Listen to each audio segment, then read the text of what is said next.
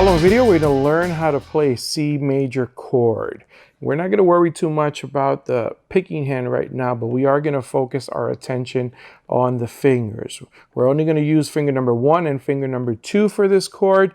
So I want you to place finger number 1 in string number 2, fret number 2. Notice that I skipped string number 1 because that one's going to be open, right? That's a G and it's going to be open. So we're going to go straight to string number 2, fret number 2, and that's where we're going to place that first finger, right? And that's an E.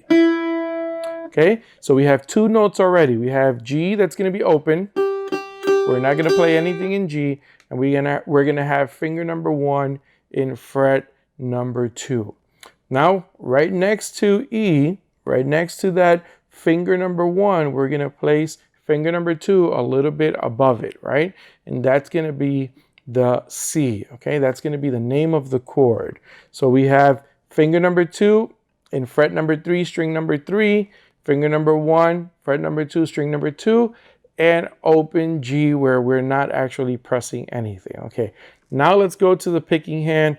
All we're going to do is we're going to pick every note going down. We're going to start off with 3, 2, 1, 3, 2, 1, 3, 2, 1.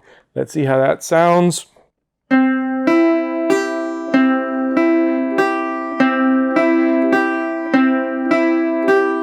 That's a C major chord. Very simple, right? All we did was we left string number 1 open.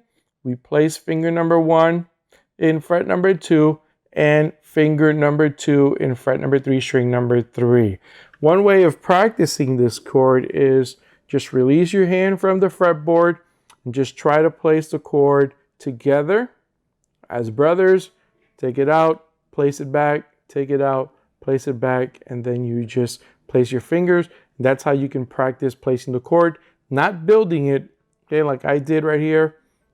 You don't build it, you actually try to play the 2 notes together, place the 2 notes together.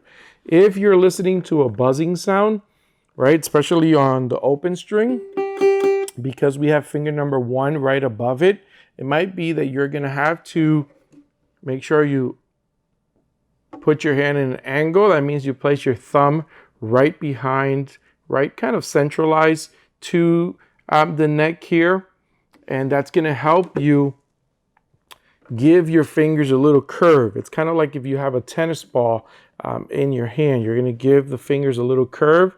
So that means that anything that's in this area right here is not going to buzz, right? So I'm placing my hand. I have like a little tennis ball there. And I'm placing the finger. So you can practice that. And then you can go ahead and practice by playing it, right?